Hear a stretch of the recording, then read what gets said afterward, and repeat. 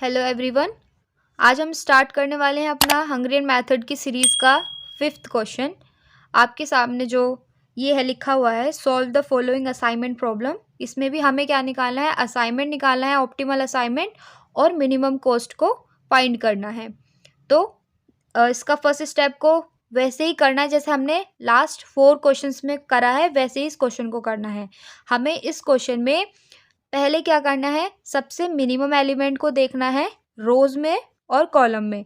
सबसे minimum element हमारा रो में देखते हैं क्या है, 1 है, और इसमें क्या है, 1 है। सबसे मिनिमम एलिमेंट अगर इसमें चेक करें तो 3 है, और डी रो में सबसे मिनिमम एलिमेंट 1 है, और ई रो में सबसे मिनिमम एलिमेंट हमारा 1 है। अब ये तो हो गई रो की बात। अब बात कर लेते हैं कॉलम्स की। तो यानी कॉलम में देख लेते हैं सबसे मिनिमम एलिमेंट क्या है हमारा, 1, और सबसे मिनिमम एलिमेंट 1, एंड सबसे मिनिमम एलिमेंट हमारा क्या है, 2 है, और सबसे मिनिमम एलिमेंट 1, एंड सबसे मिनिमम एलिमेंट क्या है इसमें, 2। देखिए, अगर हम इस टेबल में सबसे मिनिमम एलिमेंट कॉलम से लेकर चलते हैं तो स्टेप फर्स्ट में से जो भी हमें टेबल फाइंड होगी उसमें हमें रोज को निकालना होगा। अंडरस्टैंड? एंड अगर हम इस टेबल में सबसे मिनिमम एलिमेंट रो से लेकर चलते हैं तो स्टेप फर्स्ट में जो हमें टेबल प्रोवाइड होगी वो उसमें से हमें कॉलम को लेकर चलना है। कॉलम रिडक्शन करेंगे आगे। ठीक है, मैं आपको नीचे दिखा देती हूँ कि हमारी टेबल कैसे शो होगी। ये है हमारी स्टेप फर्स्ट की टेबल, जो हमारी, इसको हम लिख सकते हैं, ये हमने क्या करा है, रो रिडक्शन। ये क्या क्या रहा है, रो रिडक्शन। ठीक है, यानी सबसे जो मिनिमम एलिमेंट था उसको माइनस करा है सब में से। तो यहाँ पे लिख देंगे रो रिडक्शन में से सबसे मिनिमम एलिमेंट को माइनस करने पर क्या आया है, 1 को माइनस करेंगे तो 0, 2, 1 एंड 2 एंड देन 5, 1 को माइनस करने पर। यहाँ पे 1 को माइनस करा है तो 1, 3, 2, 0, 4, ऐसे ही इसको नीचे फॉलो अप करा है। अब इस टेबल में हमें क्या करना है, इस टेबल में देखते हैं सबसे मिनिमम एलिमेंट क्या है कॉलम में। इसमें क्या है, इस कॉलम में फर्स्ट कॉलम में 0 है, सेकंड कॉलम में 0, एंड थर्ड कॉलम में 0, एंड फोर्थ कॉलम में क्या है, 0, एंड फिफ्थ कॉलम में हमारा क्या है, 1। तो यानी इसका मतलब है कि फर्स्ट से लेकर फोर्थ तक जितने भी कॉलम है उनको हम एज इट इज लिखेंगे टेबल में, एंड फोर्थ कॉलम में हम लिखेंगे माइनस करके, यानी 1 को माइनस करके। तो मैं आपको फाइनल टेबल दिखाती हूँ कि फाइनल टेबल हमारे पास कैसे आएगी। स्टूडेंट, ये हमारा स्टेप नंबर 2 है, जो हमने अभी क्या करा है, कॉलम रिडक्शन। इसे बोलते हैं कॉलम रिडक्शन। ठीक है, यानी हमने कॉलम्स में से देखा है, इसको एज इट इज, ये भी एज इट इज, ये भी एज इट इज, और ये भी एज इट इज। हमें इसमें देखना था कि सबसे मिनिमम एलिमेंट क्या है, 1 है, तो 1 को सब में से माइनस कर देंगे। 5 में से माइनस करा 1 को 4, 4 में से 3, 3 में से 1 को माइनस करा 2, और 1 में से 1 को करेंगे 0, और 3 में से 1 को करेंगे तो 2। यानी हमारे पास ये क्या आ गई है, हमने इसमें से मिनिमम एलिमेंट को देखा और कॉलम्स में से सब्ट्रैक्ट करा। अब बात कर लेते हैं स्टेप थर्ड में क्या होगा। स्टेप थर्ड में हमें करना है इसका स्क्वायर मैट्रिक्स करना है। जहाँ भी हमारे जीरोज आते हैं उसको हमें कवर अप करना है और लाइन सेगमेंट से उसको स्टेप्स को आगे बढ़ाना है। तो हमें स्टेप थर्ड कर लेते हैं। स्टेप थर्ड को करने के लिए हमें अपने जो भी मैट्रिक्स था हमारा स्टेप सेकंड का, उसमें से देखने थे कि कितने हमारे ज़ीरो आए हैं और उनको कवर अप करना है। तो हम लिख लेंगे इसको थ्योरी में, जिससे आपको समझ में आए। ब्लू पेन यूज़ करती हूँ मैं। लिख लेंगे giving the zero assignment in our usual manner, we get the following matrix। ठीक है, मैं आपको शो करा देती हूँ कि जो हमारी सेकेंड स्टेप की मैट्रिक्स आई थी, ये थी हमारी सेकेंड मैट्रिक्स। इसी को हमें दोबारा से लिख लेंगे, और इसको यहाँ पे लिख लेती हूँ मैं आपके सामने, जिससे मुझे ये पेपर बार बार ना उठाना पड़े। 1, 2, 2, 0, 2, 3, 3, 0, 4। 1 2 0 एंड 3 एंड 5 2 0 1 1 एंड 4, यहाँ आ जाएगा 4 3 2 0 2। ये आ गई हमारे पास टेबल। मैं इसे रख देती हूँ। ये टेबल आ गई हमारे पास। इसको मैं ऐसे कर देती हूँ। ओके, अब हमें इसमें देखना है कि कहाँ कहाँ पे ज़ीरो आ रहे हैं। वही ध्यान रखना है स्टेप कि यहाँ पे एक ज़ीरो आएगा उसको लेना है, और जहाँ पे 2 ज़ीरो आएंगे उसको छोड़ना है और आगे बढ़ना है। यहाँ पे एक ज़ीरो है तो उसको हम कवर कर देंगे। ब्लैक पेन से कर देती हूँ इसको। इस चीज़ जहाँ पे भी एक ज़ीरो आएगा उसको हम स्क्वायर कर देते हैं ऊपर उसके, ठीक है। यहाँ पे और इसके नीचे जितने ज़ीरो आते हैं उसको कट कर लेते हैं। एक रो में या एक कॉलम में हमें एक ही ज़ीरो को कवर करना है, ठीक है। नेक्स्ट देख लेते हैं। नेक्स्ट रो में एक ज़ीरो है यहाँ पे, ठीक है। इसके ऊपर नीचे नहीं, इसके साइड में नहीं। यहाँ पे देख लेते हैं एक ज़ीरो है, यहाँ पर है, ठीक है। इसके ऊपर नीचे साइड में नहीं है। यहाँ पे 2 ज़ीरो है तो इसको छोड़ना है और आगे बढ़ना है, इसमें नहीं है कोई भी। अब बात कर लेते हैं, ये था रो की बात। अब बात करेंगे कॉलम में। कॉलम में एक ज़ीरो है बना हुआ पहले से, इस कॉलम में नहीं बना हुआ तो यहाँ पे लेंगे। और इसके ऊपर कोई ज़ीरो है नहीं, इसके साइड में हाँ है, इसको कट कर देंगे। थर्ड में है, थर्ड में फोर्थ में भी, थर्ड में भी है और फोर्थ में नहीं है। अब देखिए जहाँ पर नंबर ऑफ ज़ीरो सबसे ज़्यादा आएंगे वहाँ पर हमें क्या करना है, लाइन सेगमेंट्स बनाने हैं। यानी काउंट कर लेते हैं सबसे ज़्यादा ज़ीरो कौन सी रो में या कौन से कॉलम में आए। यहाँ पे 2 ज़ीरो आए हैं, एक एक एक, और यहाँ भी एक आए हैं, ठीक है। तो सबसे ज़्यादा ज़ीरोज़ आए हैं हमारे इस रो में और बाकी किसमें नहीं आया। तो यहाँ पे ऐसे बना लेंगे, ठीक है। इसको बोल देंगे L1, ठीक है।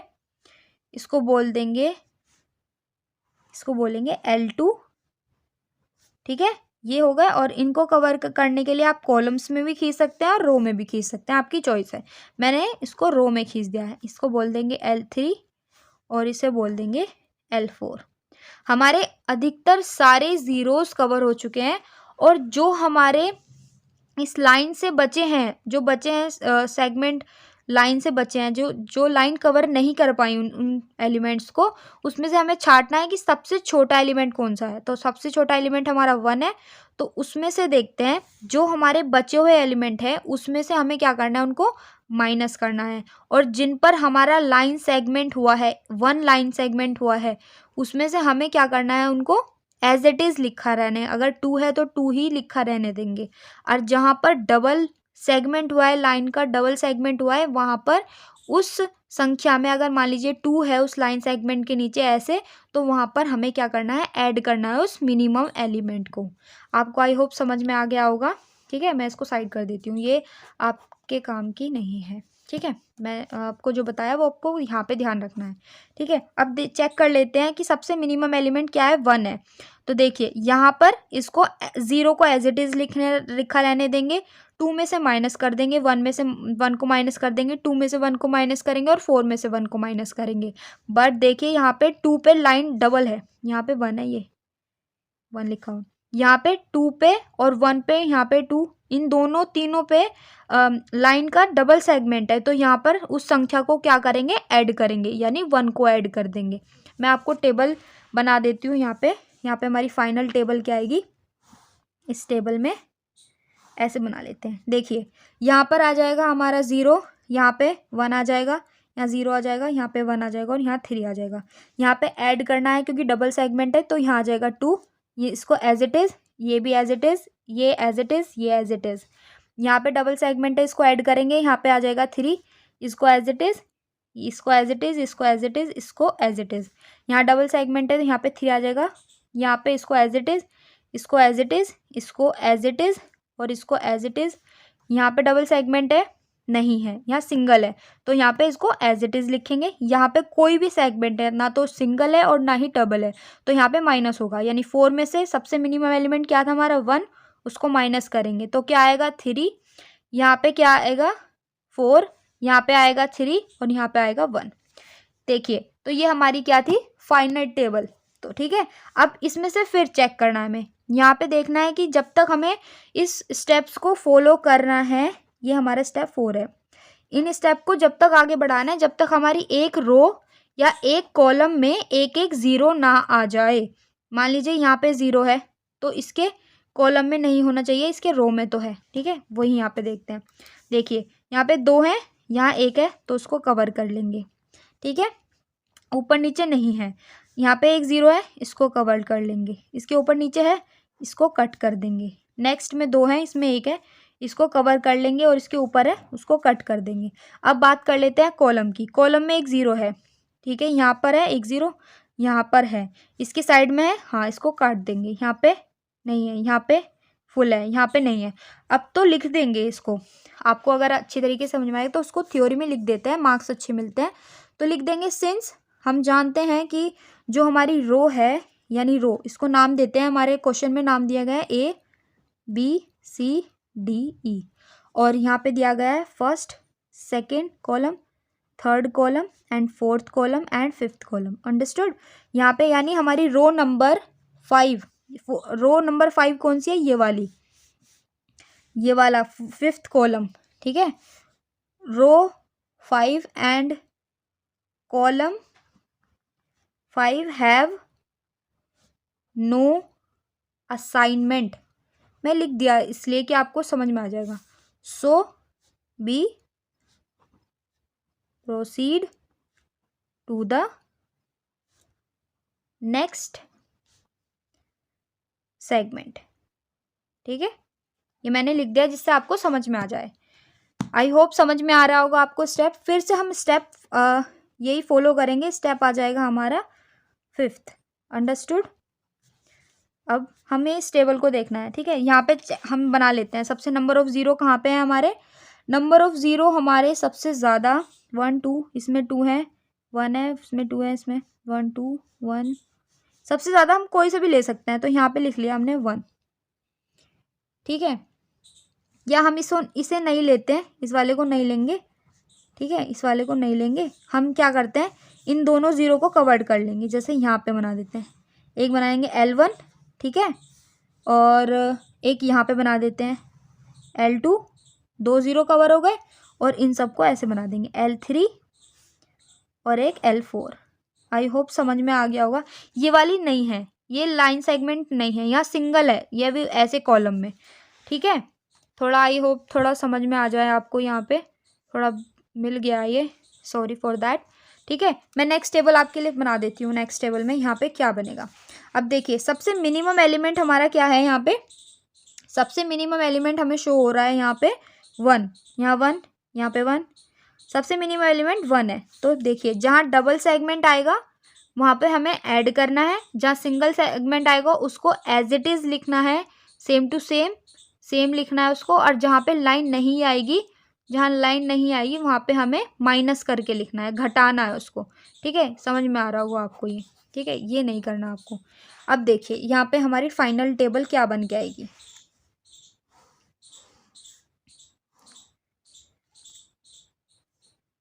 फाइनल टेबल हमारी बन के आएगी। यहाँ पे लिख लेंगे 0, यहाँ पे 3, यहाँ 3, यहाँ 4, यहाँ पे 0, यहाँ पे 0 3 2 0 और 2 आ जाएगा। यहाँ पे 0 एज इट इज़ और 2 0 4 एंड 4, यहाँ पे 0, यहाँ 2, यहाँ 0, यहाँ पे 3, यहाँ 0, यहाँ पे 1 एंड यहाँ पर 1 एंड यहाँ पर 0, यहाँ 2, यहाँ 0, ठीक है।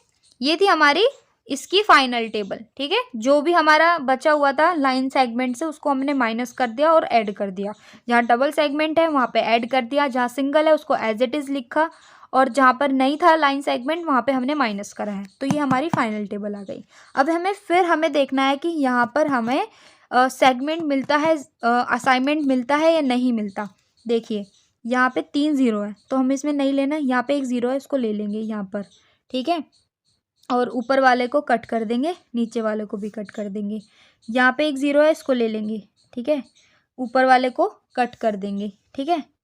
इसमें 2 0 हैं, इसमें से नहीं लेंगे, इसमें 2 0 है नहीं लेंगे। कॉलम में देख लेते हैं, कॉलम में इसको ले लेंगे, इसको भी ले सकते थे, मैंने इसको ले लिया, इसको कट कर देंगे। इसमें से देखते हैं, इसको लिया है तो इसके साइड वाला भी कट हो जाएगा, ठीक है। ऊपर वाला नीचे वाला सब कट हो जाते हैं जब इस एक को लेते हैं। तो इसमें देखते हैं, इसको ले लेंगे, इसके साइड वाला क्या हो जाएगा, कट हो जाएगा। इसमें तो पहले से असाइनमेंट बना हुआ है, इसमें भी पहले से असाइनमेंट बना हुआ है, और इसमें से कोई असाइनमेंट नहीं है, पर इसमें यहाँ पे एक 0 है तो यहाँ पे एक असाइनमेंट बन गया है। इसका मतलब क्या है, देखिए यहाँ पर कोई असाइनमेंट है, हाँ है, इसका एक असाइनमेंट, इसके नीचे कोई है, नहीं है। इस रो में देखते हैं, इसमें एक असाइनमेंट है, इस कॉलम में नहीं है। इस कॉलम में भी एक असाइनमेंट है, इस रो में भी, इस रो में एक असाइनमेंट है, इस कॉलम में एक असाइनमेंट है, इस रो में भी एक असाइनमेंट है, और इस कॉलम में भी एक ही असाइनमेंट है।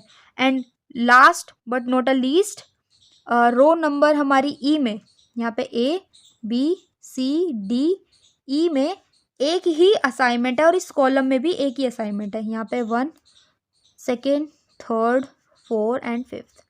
ठीक है, अब बस क्या करना है, बस आंसर लिख देंगे इसका। ठीक है, इसको लिख देंगे कि द फॉलोइंग ऑप्टिमल असाइनमेंट। ठीक है, इसका ऑप्टिमल असाइनमेंट क्या आ जाएगा, A2 1 B2 4 and C2 third and D2 second and E2 5th। ये था इसका ऑप्टिमल असाइनमेंट। अब क्या बात कर लेते हैं, हम इसकी निकालते हैं मिनिमम कॉस्ट। ठीक है, मिनिमम कॉस्ट निकालने के लिए आपको चाहिए इसकी, जो हमें क्वेश्चन में टेबल प्रोवाइड की गई थी, हमें वो टेबल चाहिए। तो मैं आपको दिखा देती हूँ वो टेबल हमारी कहाँ है।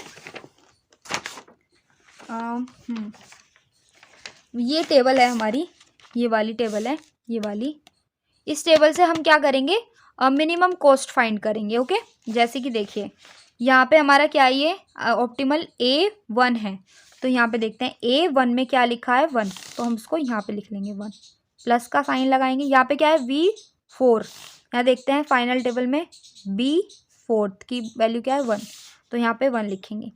यहाँ पे क्या है C थर्ड ऑप्टिमल असाइनमेंट, तो यहाँ देखते हैं जो हमें क्वेश्चन में प्रोवाइड है C थर्ड में 3 लिखा हुआ है, तो उसको 3 लिखेंगे। प्लस D सेकेंड, यहाँ देखते हैं D सेकेंड ये है 1, प्लस E फिफ्थ, यहाँ देखते हैं E फिफ्थ यानी 4। बस अब इसको क्या करना है, इसको हटा देती हूँ मैं, और इसको क्या करेंगे, ऐड कर लेंगे। यहाँ पे कितना हो जाएगा 2 प्लस 1 2 3 प्लस कितना 5 हो जाएगा, और 1 प्लस ये क्या हो जाएगा 1 कितना हो जाएगा 6 हो जाएगा, और प्लस 4 कितना हो जाएगा, ये हमारा इसका पूरा फाइनल आंसर है हमारा 10। ठीक है, ये है हमारा 10, यानी ये हमारा Z है। आई होप ये आपको क्वेश्चन समझ में आया होगा। ये हंगेरियन मेथड की लास्ट क्वेश्चन था हमारा, जो बैलेंस्ड प्रॉब्लम थी हमारे पास। ऐसा ही नहीं है हमारे एग्जामिनर हमसे बैलेंस ही पूछेगा, अनबैलेंस भी पूछ सकता है। ठीक है, तो ऐसी प्रॉब्लम के लिए ये सीरीज़ फॉलो करते रहें। हम नेक्स्ट वीडियो में मिलते हैं अनबैलेंस्ड प्रॉब्लम के साथ, तो मिलते हैं।